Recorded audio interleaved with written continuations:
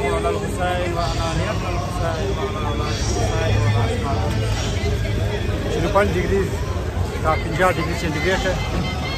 इससे रज़ा का किस्ता मजबूत है बात। शुरू या आकार तो कभी cigarette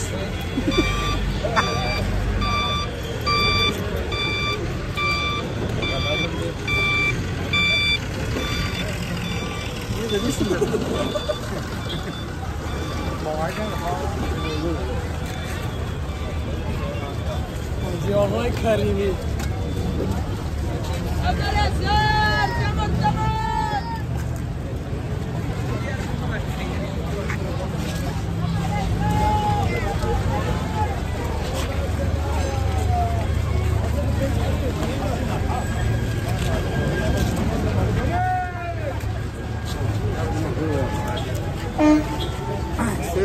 uno رسیدگاه 331 رسیدگاه انشالله.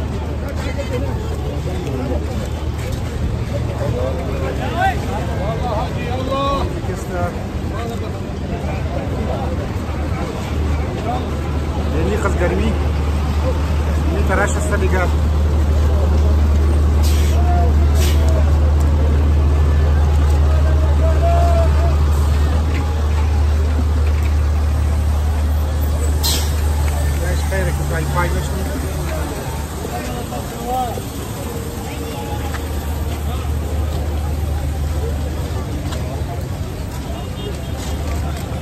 بسیار شدید گرمیه. زلی او زلی یک دفعه دو کلمه بگی. دو کلمه ليش كاميراش وقت گفته نمیتونه نه؟ اكتب اسامينا يا درب العشق بالعشرة نبصم إلك ما نفترض. السلام عليكم brothers and sisters. We are doing a mashaya for Mashia in Arabic, walking towards Karbala from Najaf. We are close to pole number 330, I think, if I'm not wrong. 39. 339, sorry. And very hot, indeed very hot. I don't think anyone's crazy enough to do that, but it's only purely for the love of Imam Hussein. Because if you think of it, it's like 50 degrees. You get 50 degrees, that's extremely hot. You have to walk, you get blisters and everything on your feet.